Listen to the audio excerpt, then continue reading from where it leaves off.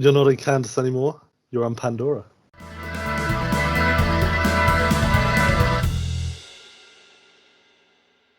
Good evening, ladies and gentlemen, and welcome to a brand spanking new episode of Monday Movies, in which I am joined by my friend, better called Gibbsy, Tom Gibbs, Gibbo. Gibby, how you doing, mate?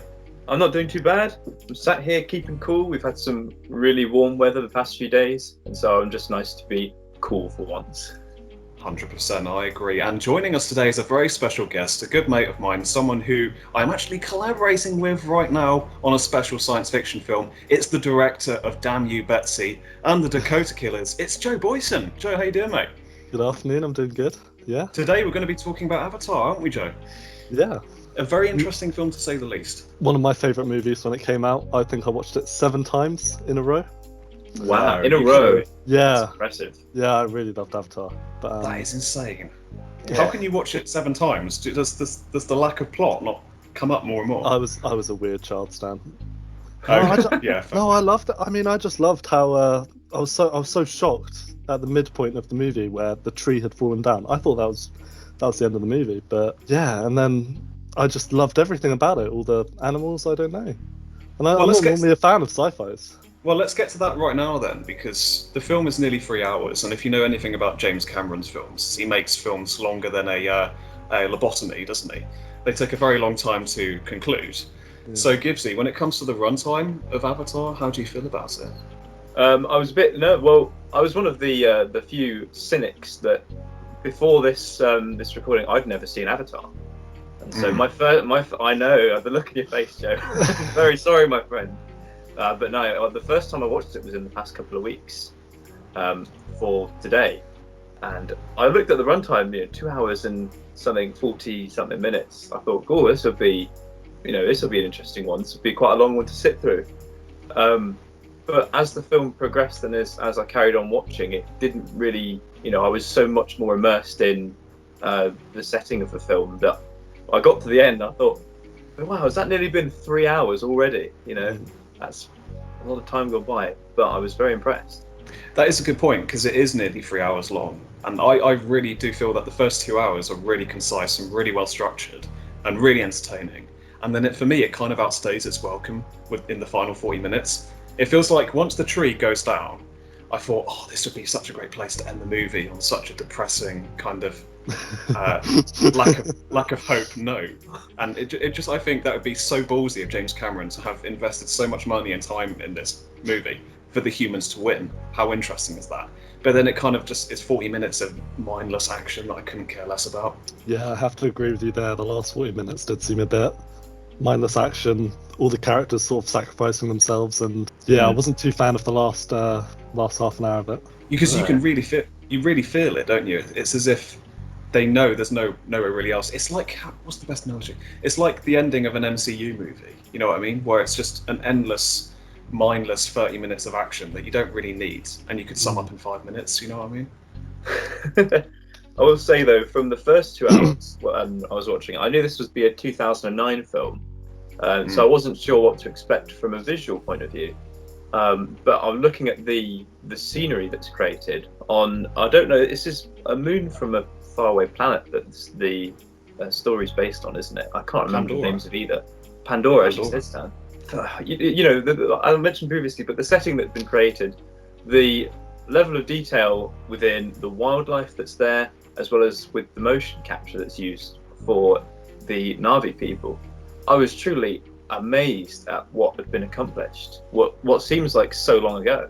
And that's James Cameron in a nutshell. He is constantly pushing the technological boundaries of what you can achieve in filmmaking.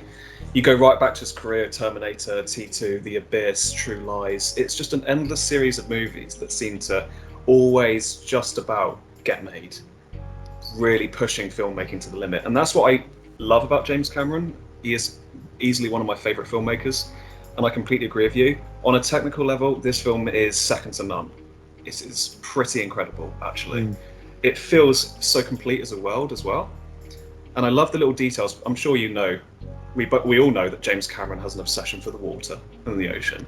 And he gets those little sprinkles of that in there with just the little details of the little kind of ponds and the lakes and the way trees blossom when you touch them is so intricate. It is a very, very pretty movie, that's for sure. Yeah, I just love the huge planet in the skyline constantly there, and the other moons going around. I think it's beautiful, but it's, to be honest, for a film from 2009, it's aged pretty well visually. Yeah, I agree with you, Joe, because what I felt when I rewatched it for the first time in so many years, I think I last watched it when I was 13, so it's been about 7 years.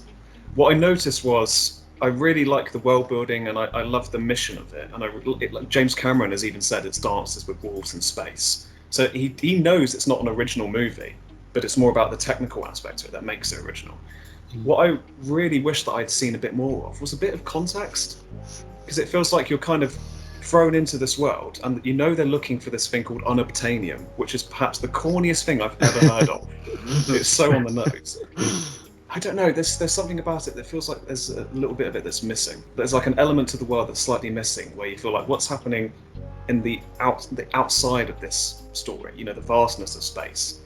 For me, I just felt like, could have done with something else just to tie it together. It would have been nice to have seen or gotten a couple of scenes from, the former planet. I assume if they're living on Earth, the human race. It would have been nice to have seen a couple of shots either from that range, or if there's an outpost in space where another group of people are, perhaps. I don't know. It would have been nice to have seen where the people that are on Pandora had sort of come from. As you said, it would have been nice to have just gotten a bit more information that way, in a way. They do hint on it a bit. They discuss. They say, I think Jake Sully mentions that they've destroyed Earth already. Like there's no nature on Earth anymore. There's little mentions like that, which I thought were quite nice, because you don't realise it at the start. You just think, oh, they're just colonising a new planet. But the reality is they've destroyed their own Earth, and now they're going to destroy this new moon as well. Yeah, that is true. Yeah, I didn't think of that. There are these little details that seep in. Because what I thought could have been really interesting to see more of was this idea of Jake Sully replacing his brother. Genetically, obviously shares the same DNA as his brother, so that could have been so interesting to kind of go into a little bit more. The idea that all you need to do is get a relative to replace you. I just feel like, I could have done more with that. For all of the amazing technical feats and wonders at work with Pandora itself, I really would have liked to have seen a bit more character growth, to be honest. So what did you think of Jake Sully then, as a protagonist? Kind of boring. I feel like there's something wrong with the cast here. I don't know if you guys agree, but I feel like Sigourney Weaver is just wonderful. I love Sigourney Weaver. She's perfectly cast. She's just miserable, she's nasty, and I feel like I just want to high-five her every time she's in the movie. But then the cast is so weird, because Stephen Lang's great as this kind of military general who reminds me of Abe Home from Aliens. But then you've got Sam Worthington and Michelle Rodriguez. I just feel like such a weird casting choice. James Cameron is usually great at casting his actors, but here it's just a bit weird. I suppose. I don't think I'd. If I hadn't seen Clash of the Titans or played either of the Black Ops games, I don't think I would have known who Sam Worthington is, which is a shame. Because he's got more charisma as his avatar version of himself than he does as a real human being. It's really bizarre. Because it's supposed to be, the avatar program is sort of just you're sort of in control of another form, isn't it? So in theory, if you've got, in theory, then all of your own characteristics should stay similar. But as you mentioned, he becomes this amazing, this courageous leader outside of amongst the Na'vi people. But then he he goes out of his chamber and he's just like, right, well, another day at the office complete. But then I think that's almost intentional, isn't it? That a separate reality can often be more interesting than reality itself, can't it? Because the poor guy's paraplegic. And what did you guys think of that first scene when he actually is first in his avatar and he's just running around? I thought that was really tastefully done, actually. Yeah, I really liked it.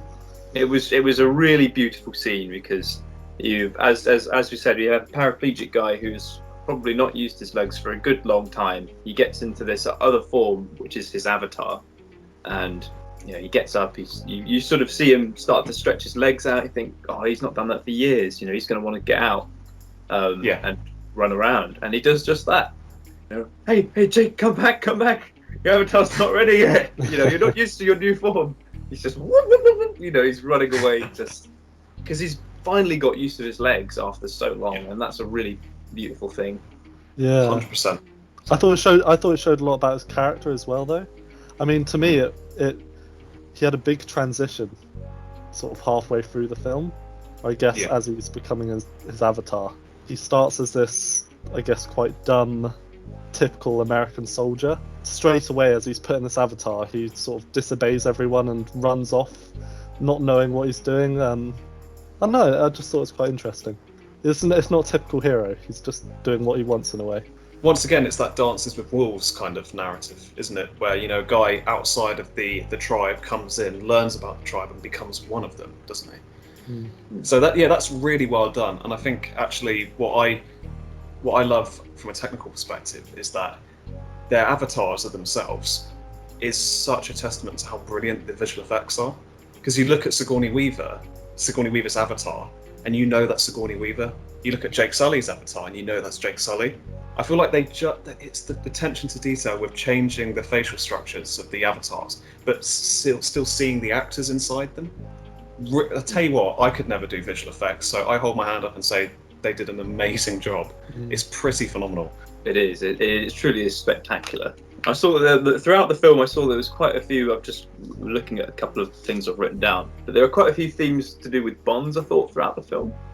So you've got, as Jake Sully is learning the ways of the Na'vi people, he's sort of forming bonds with these new creatures that are in the wilderness of Pandora. Not just not just mentally, but almost physically. Through the end of his hair braid, like linking it in like a plug almost. I thought that was quite an interesting part of it. But also through like the wildlife and everything, you hear mention of the wildlife and the trees all being connected in like a network. I thought that was quite interesting. Yeah. Man, it's like being one with nature, isn't it? Yeah, and there's a lot. When you've got sorry, go on. Oh, sorry. I was going to say when you've also got Jake Sully, but you've also got him. We're going to do that for the whole rest of the episode now. Jake Sully. But when you've got him sort of linking through into the sacred tree later on as well, that's quite special too. Yeah, because there's that lovely, one of my favourite, sorry Jack, I'll quickly say one of my favourite little details as well is that there's this kind of monstrous beast that flies around and all the other animals are scared of it. And then eventually, to show his worth, Jake Sully actually tames this kind of like yellowy orange beast and flies it, which was a lovely detail actually. But yeah, sorry Boyson, what are you saying? Oh no, I was just gonna say, obviously all these trees are connected and the Aowa and that whole idea. I wasn't sure if it was a religion and like a sentient being, or it was just the trees connected. Do you know what it was? It was supposed to be a religious thing, wasn't it? I think so. I mean, it comes across to me as just an element of nature, to be honest.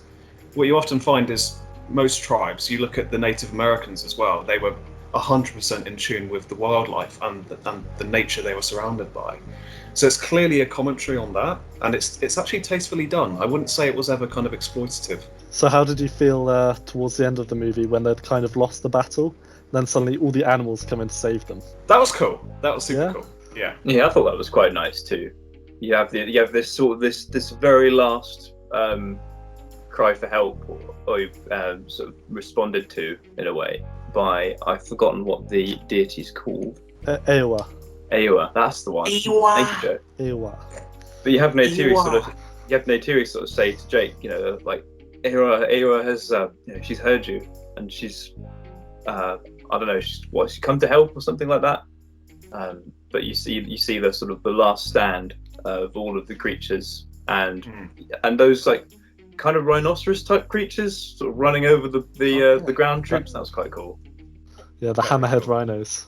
Yeah. Oh yes. Yeah, and once again, it's that kind of attention to detail that James Cameron brings to it that is so fascinating. Because I think he wrote the script in '96 or something because he had like this vision. Did he really?